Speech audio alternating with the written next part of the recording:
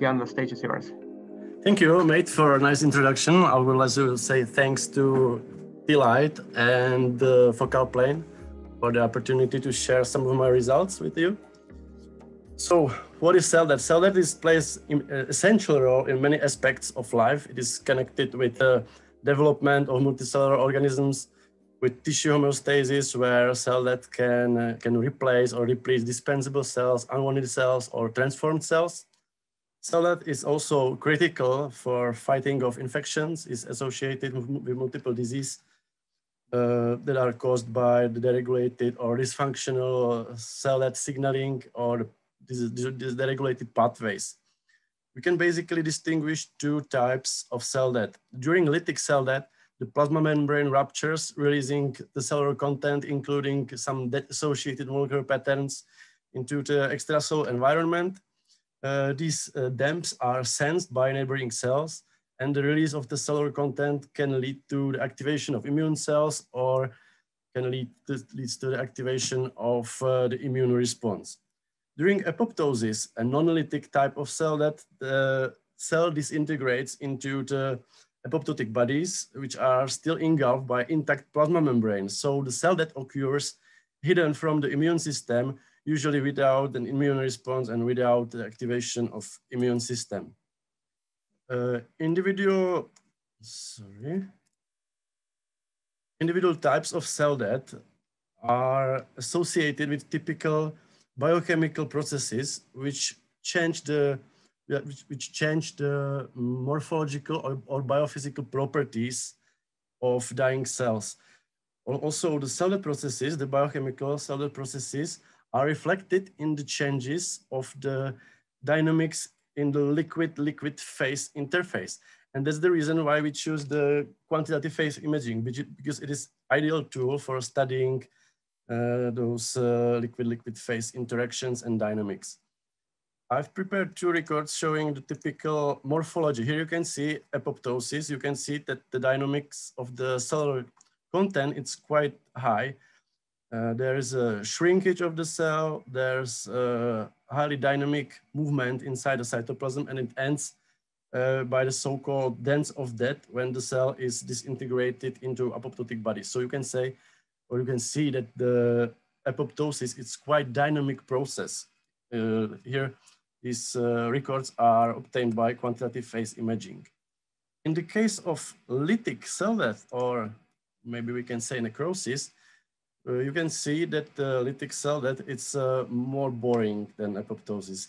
The movement of the cytoplasmic content, it's lower, the dynamics is lower. You can see that those cells are swelling, the nuclei are swelling. There are many pathways leading to the pore formation inside the plasma membrane, and there's increasing osmotic stress inside the cell, which leads to the final cataclysmic events, the rupture of the plasma membrane and the release of the content. We can wait. Yeah, you can see how the cells are releasing its content, how they are rupturing here. Okay. Taking it together or sum it up, we can say that all processes of cell death are connected with changes in cell mass.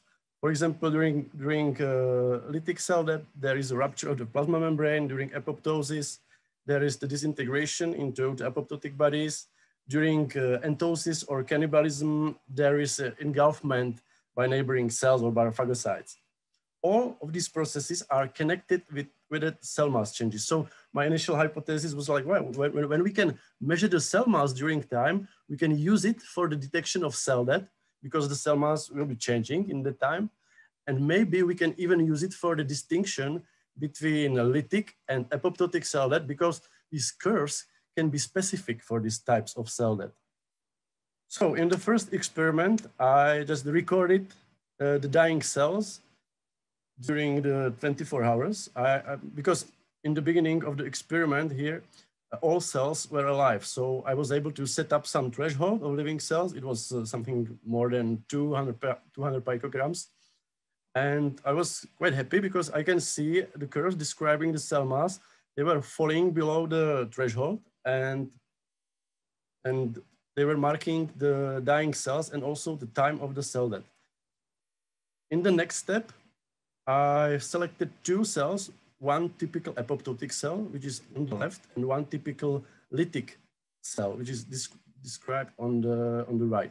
You can see how the changes differs in these two cells: cell mass, area, circularity. You can see that during apoptosis, there is still some increase in the cell mass, proving that the cell is still metabolically active, until this spiky section describes the blabbing of the membrane and the dance of that. Subsequently, the apoptotic bodies fuse in the medium, and because we are in vitro and there are no professional phagocytes, the process of apoptosis ends by post-apoptotic or secondary necrosis. In the case of lytic cell death, there is some breakpoint. Since then, the cell starts to decrease in the cell mass and increase in the area. So we can say that the cell is swelling until the final event of the plasma membrane rupture and massive release of the cell mass into the extracellular space. But unfortunately, the heterogeneity of those curves for apoptosis and necrosis was too high and makes the distinction of cell death impossible. So when I found that the data provided by the microscope are insufficient for the distinction, I had to talk to bioinformatician, and it was Tomáš Vičar, true hero in my short story, because he extracted all the features from the data set and found that two of them could be used to distinguish between lytic cell death and apoptosis quite accurately. Those two features were density, or we can say amount of mass per area, or amount of mass per segmented mask of the cell, and the intensity change or Euclidean distance, which we can describe as a change of pixel intensity under the mask of segmented cell in two subsequent frames or two subsequent micrographs. So based on the morphological and dynamical parameters in time, we were able to automatically distinguish two populations of cell, one dying by lytic cell death and one dying by apoptotic cell. Motivated by this success, we decided to perform the experiment more robust. We selected three morphologically distinct cell lines. We used 3 death inducers. For example, staurosporin, which is a potent protein kinase C inhibitor, and it affects the cytoskeleton during cell death, and it makes the apoptosis look slightly different from the canonical type because the cell is not able to detach from the bottom of the cultivation chamber. In the picture, we can see the image processing procedure which we used. In the beginning, we used some Gaussian mixture model together with some modified watershed to segment and track the cells during time. Only complete tracklets were kept for the manual annotation. Manual annotation was performed by me.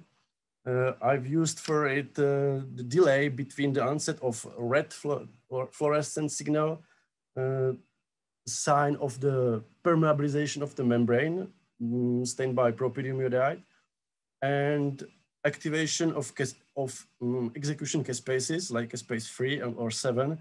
This was measured by some fluorescent product of active caspases. It took me about 10 days to manually annotate the data set, but then we were able to compare the manually annotated data set with the automatic algorithm. Here you can see that during the feature extraction, these two features were used for the classification of cell death. But what is quite interesting is that the prediction of the time of death was much more difficult than the classification of the cell death type. Tomáš has used some kind of deep learning, some long short-term memory network to predict the time of the cell death.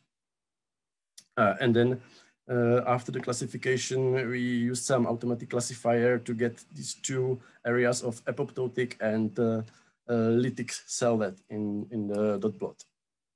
In this slide, you can compare how differs the curves describing the features for apoptotic cell death and lytic cell death.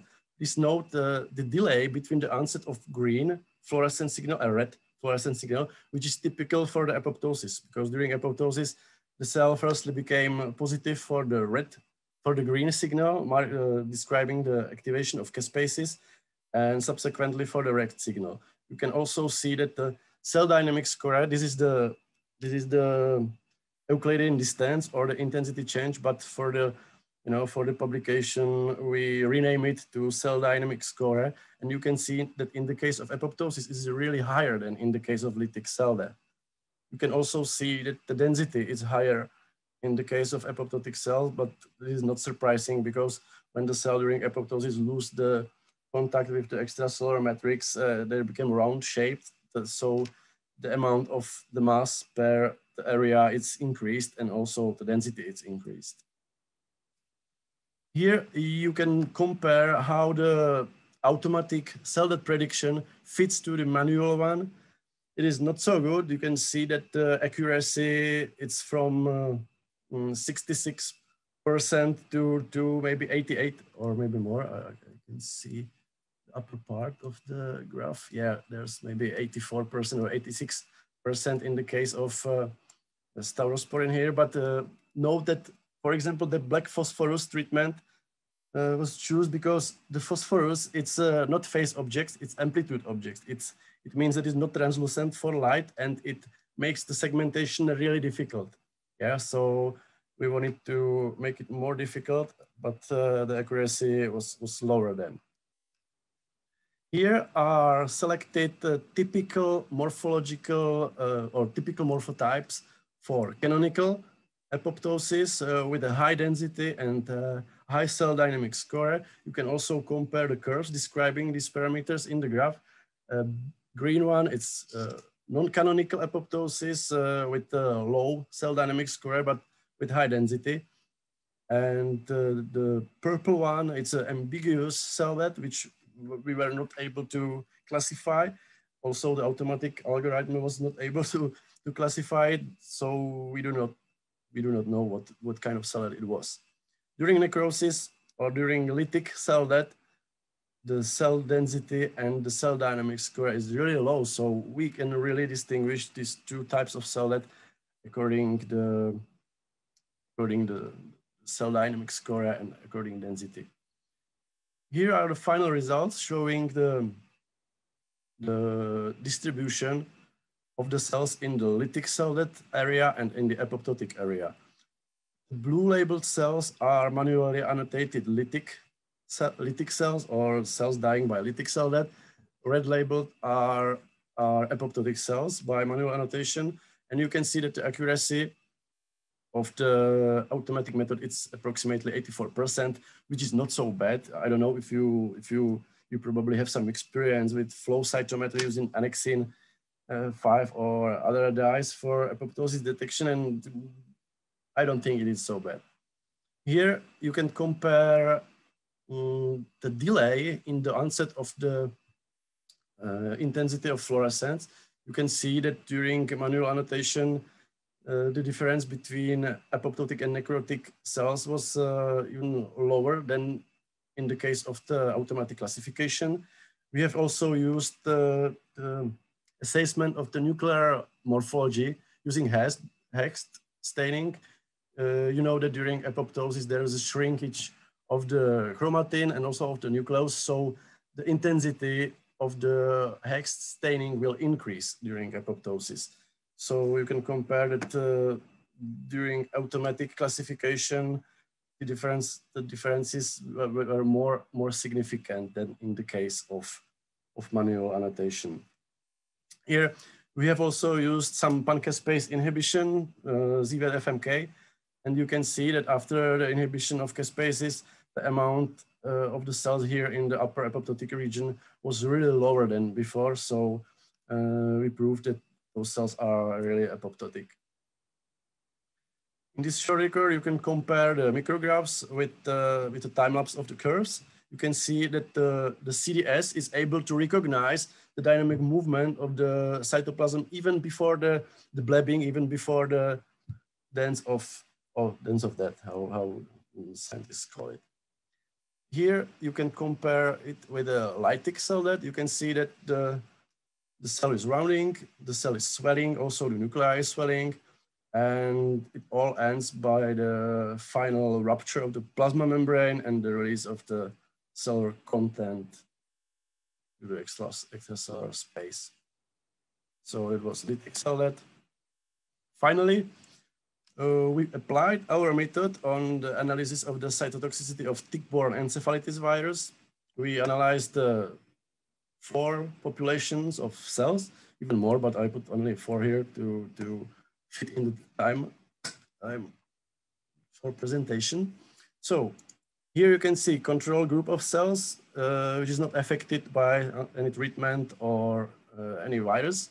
You can see that the cells are growing. There's only limited amount of cell death, and the cells are still growing in the same way. In this record, you can see the virus infected cells. You can see that the cells will dying here by maybe some kind of irregular shape type of apoptosis, as you can see here. Right. I think it is quite apparent that it is apoptosis. I can some sections.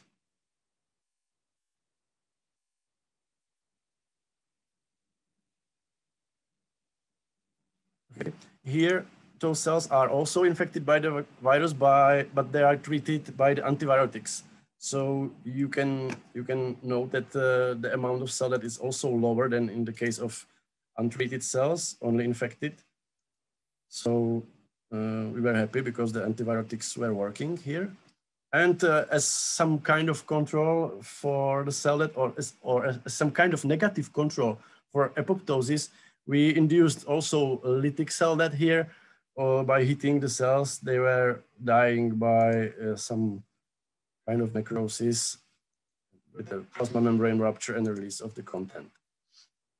You can compare the cell dynamic score for the